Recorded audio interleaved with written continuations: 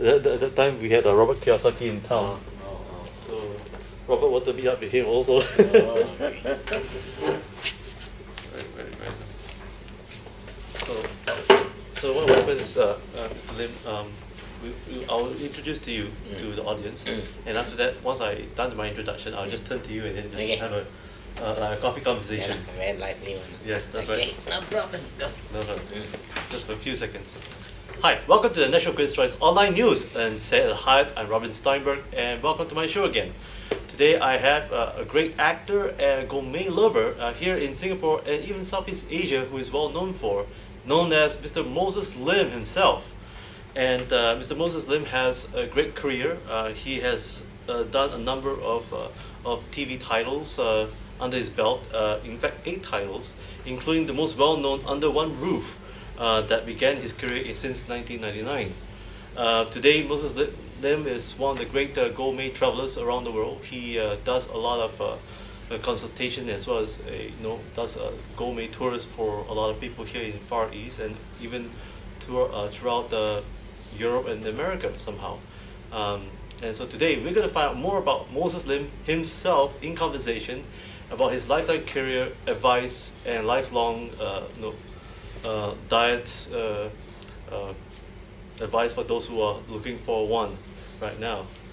Mr. Lim, hi. Hi, good afternoon. This is Moses Lim himself, and Mr. Lim, you have an amazing career being an actor and also as a comedian, for Under One Roof. Could you tell us how did you land yourself in that role? It's amazing.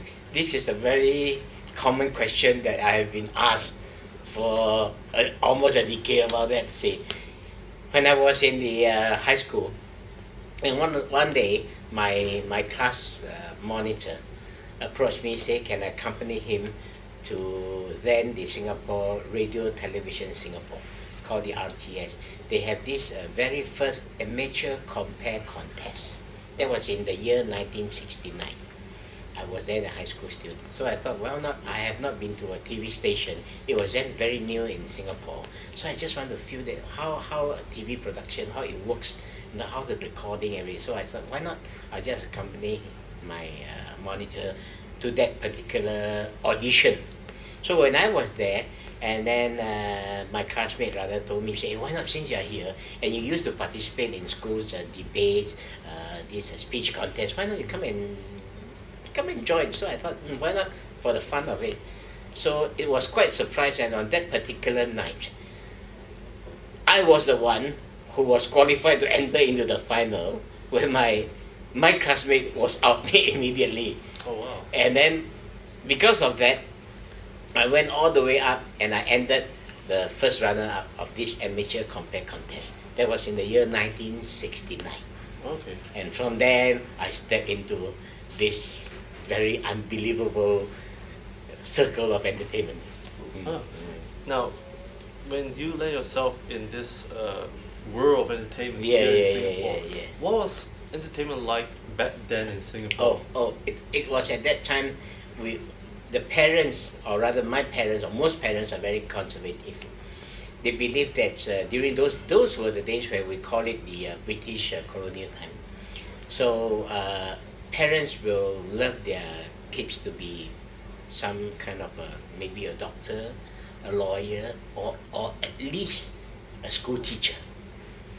No parents ever will want their kids to become an entertainer, because to them, entertainer during those years means that you can't find a job, you are no good in studies, and you're good in nothing, then you go and become an entertainer.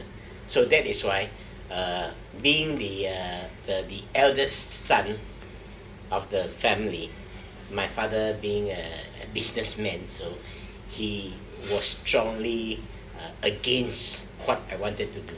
And I always remember that whenever I have a chance to appear on TV, then my mom will try to get my father out of the house to go for a movie or something somewhere else, just to avoid watching his son appear on TV. But unfortunately, the next morning when my dad went to the office, his friends or colleagues will somehow say, "Hey, I saw your son last night on TV," and that is a big trouble for me on that particular night. So you can imagine those years. It's totally different from what the present time now that parents will love their kids to become an entertainer, a singer, and then whereby they got lots and lots of opportunities to expose themselves and become an international star. During those years, no, entirely not. And being an entertainer yourself, now those characters within under one roof, were they created by you or someone else? It was a very surprising thing. I am a typical Chinese educator, so I don't really speak English fluently, and especially being a Chinese act, we are very worried about speaking English, making a lot of grammatical mistakes. So when the English station approached me to do an English sitcom, it was a great surprise to me. And then again, I told myself, why not? If I'm being approached and given this opportunity, maybe it's a good chance for me to pick up English and to learn a proper English. Because in Singapore, we are so commonly to say that you speak Singlish and not English. And then I thought this is an opportunity. Why not I pick it up? So when I was asked to play this role, they have described to me that this role is a very very interesting character, whereby we have set up the role character, but you need to put in all the efforts and elements yourself to make it more interesting and more lively. So how to make this character by the name of Tan Ah Teck as the character, and that was my part. Especially the most difficult part, I always say, is that the storytelling part at the end, whereby I'll start to tell story, and then after telling story I have to tell the moral of the story. But then again, that was a very strong image that made me being known by a lot of people that I am a storyteller. And when people approach me, they always tell me, "Moses, what's the moral of the story?" and so those taglines and that you created, were they created by the producer or yourself? Oh, as long as the scripts, as long as the dialogues, the tagline, all are being created by them. I see. But we had a very strict system of running the rehearsal. That means during the first script reads, we were given opportunity, and we are allowed to share ideas, to keep changing. But once it's fixed, maybe from the second or the third rehearsal onwards, we have to stick to how it works. So nobody is allowed to change even a single word of the whole dialogue. Wow. So how many rehearsals do you have to do for one single episode? Because that was the very first sitcom in the history of Singapore TV. So although it's a so-called a 30 minutes program, which lasts maybe about 23-24 minutes, we took 4 days for rehearsal. Really? And 1 day for recording. So it's almost a whole week rehearsal just for that particular half an hour segment. Wow. Yeah. Does that still happen today? No. After the because Underground went for almost, I think, 8 or 9 series, something like that. Anyways, it's more than 100 over episodes. So later part of those, because we have been so used to it, so we became more relaxed. We took maybe about 3 rehearsals. And I still remember the very first series, we were very serious about the whole thing. We even have stand-ins. In the morning, the stand-ins will come in to rehearse with the cameras. Oh wow. So all the stand-ins will hang on their tag. Somebody will become Tan Ah Teck with the tag. Really? And then they'll do all the blockings. And then with the camera rehearsal, so-called. And then in the afternoon, where the main cast come in, then we will do again the blockings together with the cameras. So you can imagine how serious we are and how careful we are. And then finally at night, it is a live audience. And one thing I must say, that all the applause and all the laughter that you hear, they were all original. Really? Original. Just one take? Yes. Oh, well, we may have a take or two, but whatever you heard from the program, those laughter, applause, those were original, not the canned effect. Yeah. Amazing. And speaking about the effects, did you have a double of yourself? Did they have a double of you? No doubles for you. No. So far, there is no double. I wanted to know, no. Okay, and now, who would be your favorite character in the show under one roof at that time? Was it Jennifer Lopez or was it? In fact, I Andrew? must say honestly, I love the whole casting. Really? This is a very, very unique and very special. Did you handpick the No. the We, characters? we went separately for the audition. Oh, okay. I was the one and only that I did not actually go through the audition. I was tagging along with somebody in order to let the producer to see how it works. You see, but I noticed that it's quite interesting. For example, my eldest son, Paul, it looks like me. Really? Yeah, it looks like me somehow, and it looks like the mother, or rather my wife, so-called Dolly. Yes. See, and then my second son, and Ronnie, and Jennifer Lopez, which is called Denise, each have their individual character, but when we are together, it really looks like a family. Huh. It happened that I still remember during one of the episodes after the recording. It was quite early before dinner time. I still remember. So I brought them to a nice restaurant in Bishan. This family actually happened to stay in Bishan. So I happened to bring them to a restaurant in Bishan.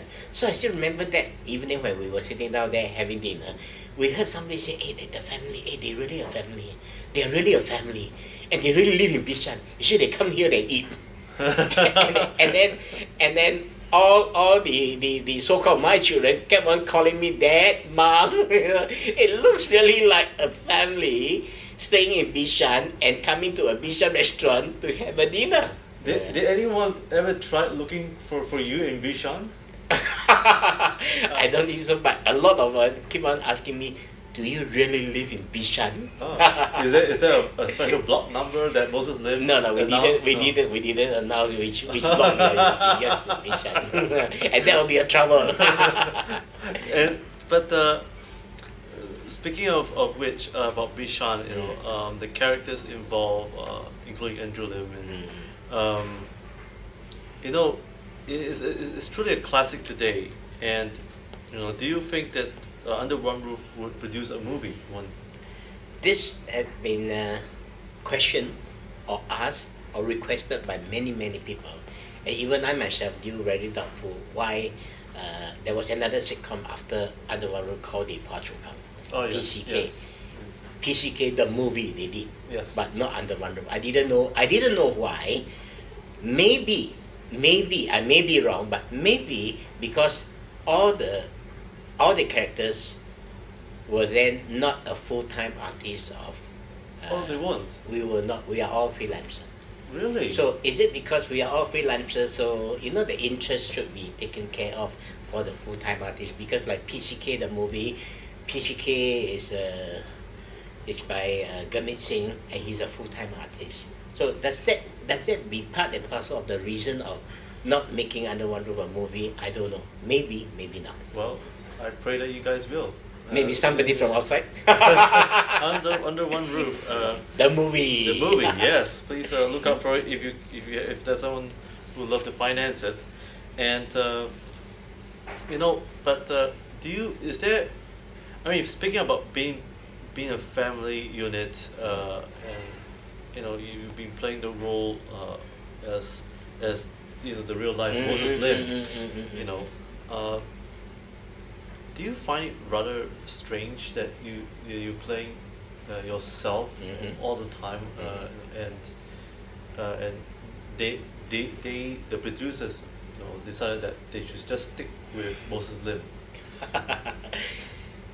I don't know. I always think that why nobody would love to use the original name of Moses Lim, and instead are going to use the name Tanatek. Maybe they didn't want to confuse, or is there any so-called copyrights? I don't know. I don't know. Or human rights? I really don't know. Will they come after me, say that I use Moses Lim? I don't know. But anyway, talking about using the name Tanatek or my real name Moses Lim, that another interesting incidents kept on happening until today. Whenever I travel, when I pass through the custom, the immigration rather, they will check your passport. And then the passport will definitely put down Moses Lim. But when the immigration officer look at me, they will always say, "Hello, Mr. Tan, where are you going?" Then I will always have to tell them, "Moses Lim and not Mr. Tan." It's so used to it. Today, you're still a legend, I must say. And for folks back in New York, United States, and worldwide, please do look out for Under One Roof. If you could find their DVDs or CDs available, yeah, you're not going to regret it. And Moses, about today's terms, and you have done tremendous numbers after Under One Roof. You've done City Sharks, Always on My Mind, The Champion, even Port Chu Kang as Tana Take in 2006. Yeah, we were together. They make Port Chu Kang and Under One Roof some episodes. Oh wow! Cross together. A crossover. Yeah, crossover. Wow. Crossover. How does it feel like? Interesting. I still remember there was one episode talking about in the Under One Roof series, talking about my son is going to get married, so managed to get a house, a flat next door. So we just want to hack down a wall. So that's how we can bring in Port Chu Kang because he's a contractor. Oh, okay. That's how it works in. Wow. That's how it works in. And on the other hand, the PCK side, maybe because I need to look for a contractor or something, so I go and visit his office or something. That's how we can make the crossover. Oh, amazing. How do you like contractors in Singapore? Well, we have so many work for them to do, but it's very competitive. I want to check which one is the cheapest, best service, and good quality. Now, today, you are a gourmet traveler, and you does a lot of traveling all over Asia, Europe, and the United States. How's it like to feel now that you have moved on from acting to a gourmet lover? In fact, organizing gourmet tours around the world, I have been doing this for the last 19 years. If this year is 2012, Wow. so it's 19 years. So in fact, I started 19 years ago when I just entered into the field of this entertainment industry. So because first of all, I love to travel. Second, I love to eat. I love food. So when 19 years ago, when one of the travel agencies approached me to lead a tour, I have that in mind, saying that you approached me to lead a tour just because I happen to be a TV celebrity. During those days, they don't really fond of getting a TV celebrity to lead a tour, so they approached me. And because I love to travel and I love to eat, I always think that if I can travel and eat without paying anything, why not? This is an opportunity. So it struck my mind that I offered the travel agency boss, saying that why not let's do a thematic tour. And thematic tour meaning that we can have a gourmet tour instead, rather than an ordinary tour. And because whenever I travel, I notice that we always focus too much on the attractions, and in a way, maybe due to cost-wise, we try to overlook or neglect the food side and even the accommodation. That means food and lodging. So I say, if we can run a gourmet tour with good accommodation, then why not? Maybe we can establish this into a very unique kind of a tour.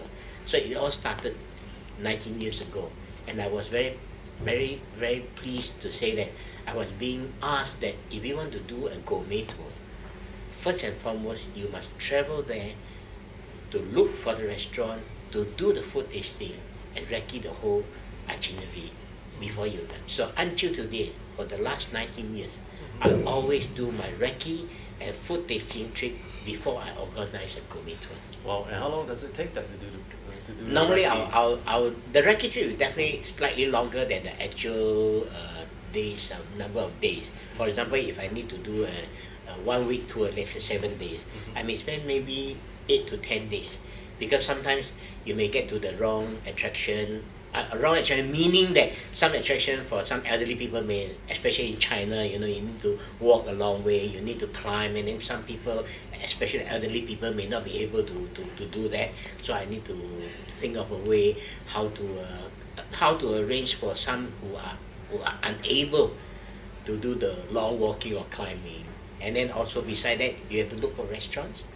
And beside that, when you do for the lodging, you need to find whether this is a good lodging, and although is it along the way, or you have to go out of the way. So many things you have to go into your consideration before you finalize the whole itinerary and all the setup of the restaurants and the hotels. Amazing. What exactly made you to enter into this newfound hobby? Well, I must say, as I said earlier, I love to eat and I love to travel. But I do not know how am I going to enjoy this, to see the world, if I'm going all by myself. And you have no one to support me. So when 19 years ago, when this travel agent approached me, so I thought that may be an opportunity. And I have been very, in a way, I have been very insist to myself that I will only do gourmet tours, nothing but gourmet tours. And because of that, I managed to establish my name out of Singapore to many of the countries, whereby the local tourism board happened to know that in Singapore there's this guy called Moses Lim, and he only do nothing but gourmet tours.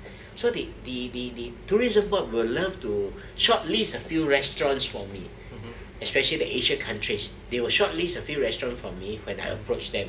So whenever I do my recce trip, I just need to go and visit all those shortlisted restaurants.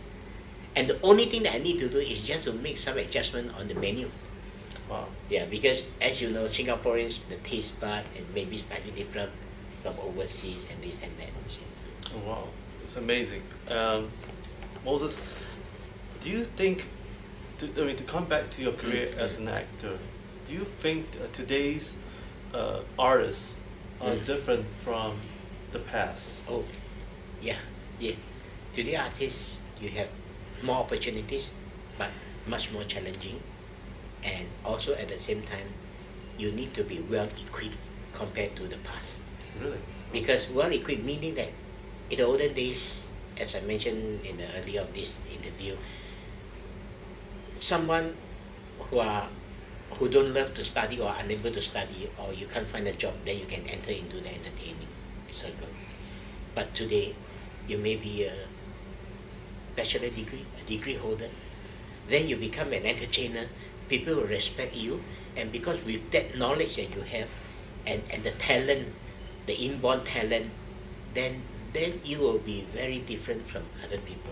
So in today's entertaining industry, it's quite common to find many graduates that enter into this field. Wow. What advice, lifelong advice, would you give for aspiring actors?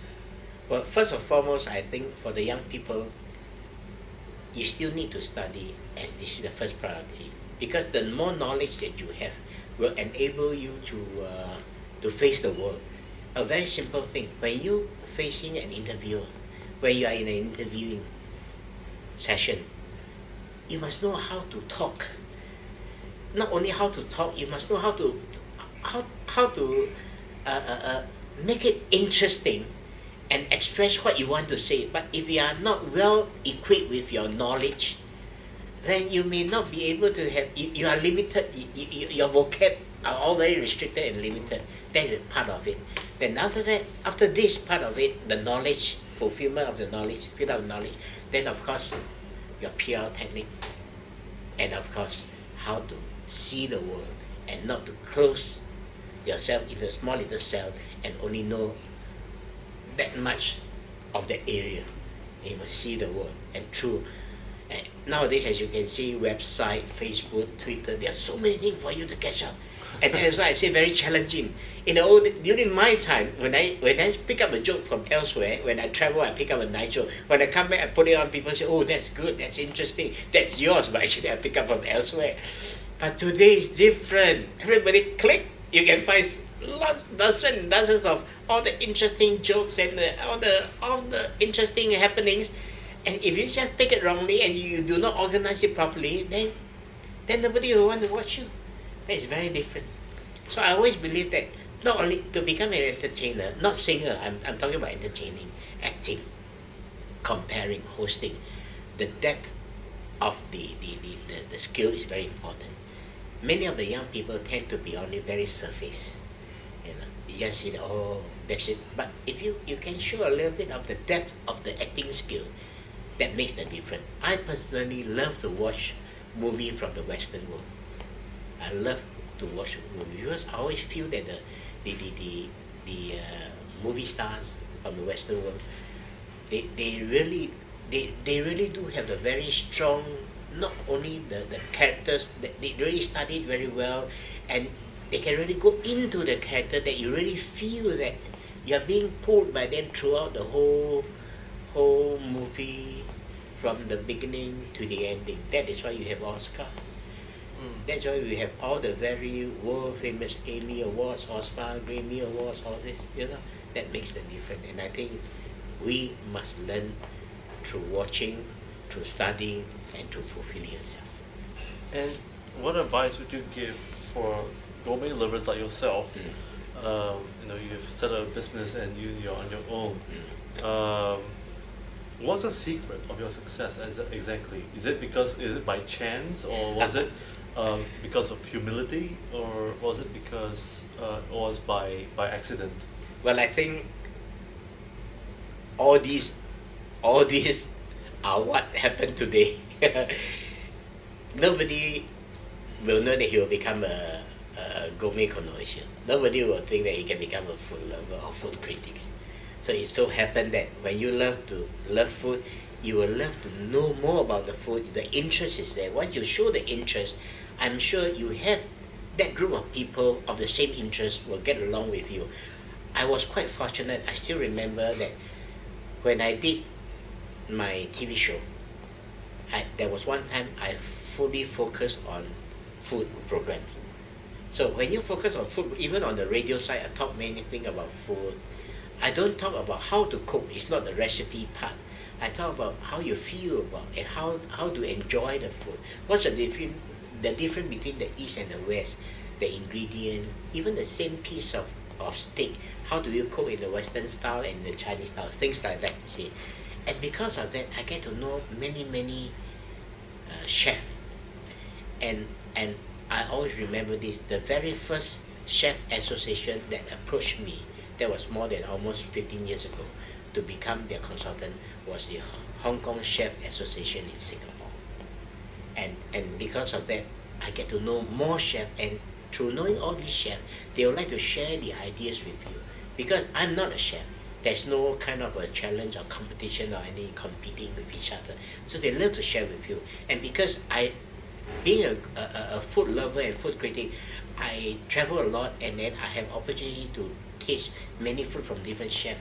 So whenever I tasted something different, I can share with another chef, and then I can listen to their comments. I'll tell the chef, hey, it's the same bowl of soup, and then what it makes so different, and then through that I pick up.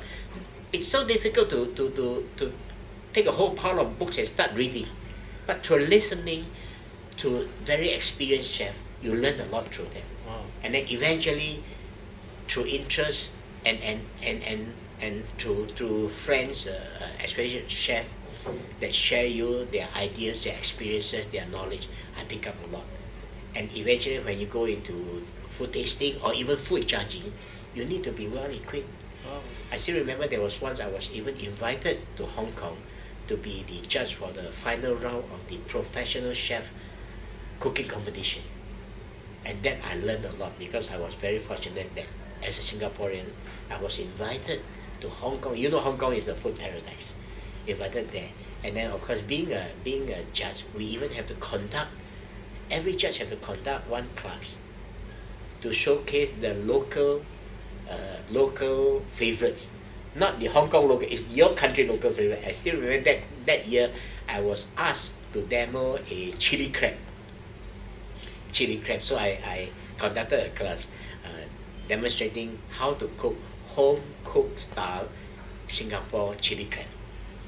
So that's interesting.